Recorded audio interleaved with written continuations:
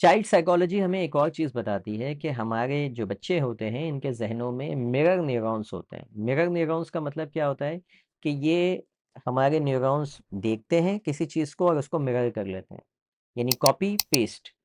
तो कोई भी बिहेवियर को देख के उसको वो क्या करते हैं, एज इट इज अपने जहन में वो कॉपी कर लेते हैं और फिर कहीं ना कहीं उस चीज को वो उसका इजहार कर रहे होते हैं। अगर बदतमीजी देखी है तो वो कॉपी करते हैं और फिर ऑटोमेटिकली अपनी शख्सियत में पेस्ट करते हैं। ये पूरा एक न्यूरोलॉजिकल फिनोमेना है।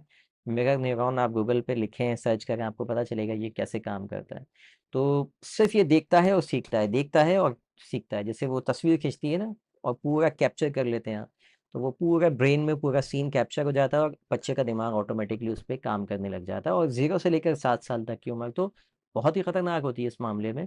बच्चा प्रिंटिंग स्टेज में होता है, इस स्टेज में जो कुछ भी देखता है, कोरे कागज़ की तरह उसके उसका माइंड होता है, उस पे वो लिखता चला जाता है हर नेगेटिव चीज़, हर पॉजिटिव चीज़।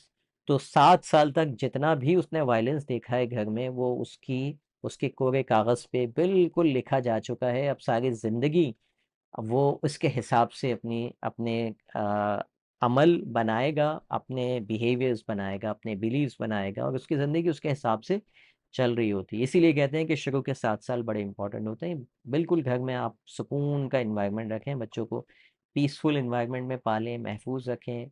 उनकी माँ को जितनी ज़्यादा आप इज़्ज़त देंगे, वो भी बच्चे अपनी माँ को उतनी ही इज़्ज़त देंगे। अदरवाइज़ फिर वो बच्चे, फिर यही होता है कि माँ की बातें नहीं सुन रहे। फिर जब माँ की ही बात नहीं सुन रहे तो फिर आप तो कह रहे हैं तरबियत उसी ने करनी थी, अब किसकी सुनेंगे वो?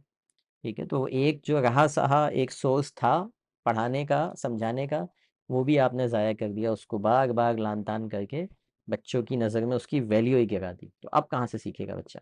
याद रखिएगा, बच्चे वो नहीं सीखते जो आप बोलते हैं, बच्चे वही सीखते हैं जो आप उनको दिखाते हैं। बच्चे देखते हैं क्या बाप माँ का एहतराम करता है, क्या बाप बच्चों से शफकत से पेश आता है, क्या बाप खुद उसूलों पर अमल करता है, क्या बाप वक्त देता है या काम पे से आके मोबाइल में बस मगन रहता है। याद रखें, तरबियत एक टीम वर्क का नाम है। अगर माँ तरबियत करे और बाप अपने अमल से उसकी सारी मेहनत को रायगा कर दे या ऑपोजिट अमल करे, तो यकीन जानिए वो तरबियत, वो घराना बिखर जाता है। आखिर में एक पैगाम हर बाप के लिए, आपको क्या अपने बच्चों के दिल जीतने हैं, अपनी नस्ल को महज़्ज़ब, मजबूत और खुददार बनाना है, तो सिर्फ नसीहतें ना दें, खुद वो इंसान बन के दिखाएं जो आप अपने बच्चों को बनाना चाहते हैं। क्यों? क्योंकि बच्चे माँ से मोहब्बत करते हैं और बाप को फॉलो करते हैं। वीडियो पसंद आई हो तो इसको लाइक करके मजीद लोगों से शेयर करें। मिलते हैं किसी और वीडियो में। Thank you for watching.